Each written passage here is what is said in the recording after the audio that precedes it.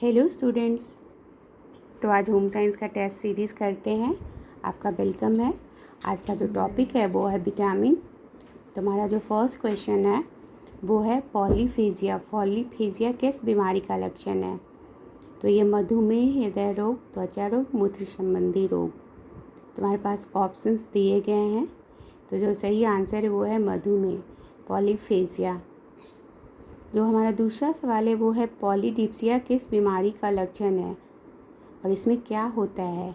तो ये जो है मधुमेह बीमारी का लक्षण है और इसमें रोगी को बार बार प्यास लगती है।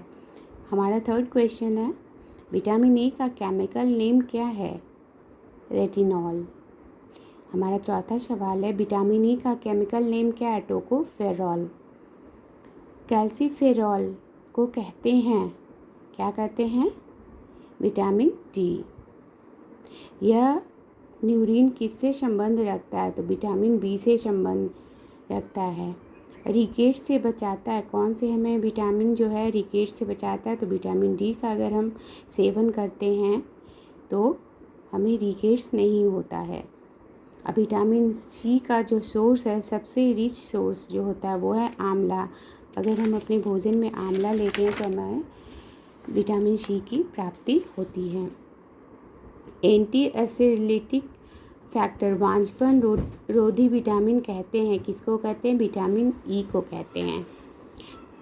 जो हमारा अगला सवाल है वो है कैल्सीफेरॉल को रिकेट्स रोधी विटामिन भी कहते हैं, जो कि है क्या? Vitamin D. विटामिन ए की कमी से कौन सा रोग होता है? तो ऑब्वियसली आप लोग जानते हैं विटामिन ए की कमी से जो होता है वो है रतौंधी रोग, नाइट ब्लाइंडनेस। जीरोथैल्मिया में क्या होता है? ये भी विटामिन ए की कमी से होती है। इसमें क्या होता है? ऑप्शंस आपके पास दिए गए हैं। कॉर्निया की स्लैस्मिक झिल्ली सूख जाती है। हमारा जो अगला सवाल है वो है विटामिन ई का स्रोत क्या है?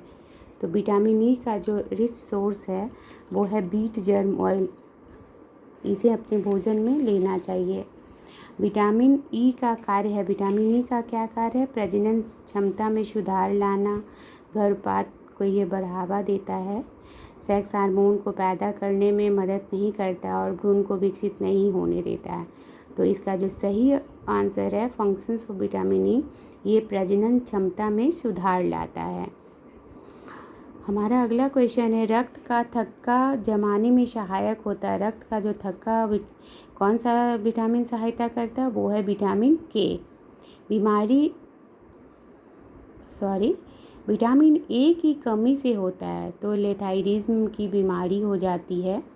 ये खेसारी दाल का सेवन करने से भी ये बीमारी होती है। लेकिन जो अगर विटामिन ए की बहुत ज़्यादा कमी है हमारे बॉडी में तो ये काफ़ी उग्र रूप ले लेता है ये बीमारी। ओके।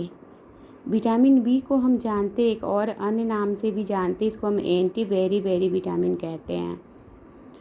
18वां जो सवाल है वो है जल में घुलनशील विटामिन है। ये कौन कौन से विटामिन है? ये है बी और सी।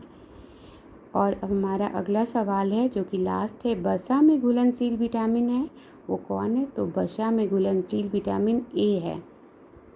तो आज स्टूडेंट अपने सवाल को विराम देते हैं। आज इतना ही रखते हैं।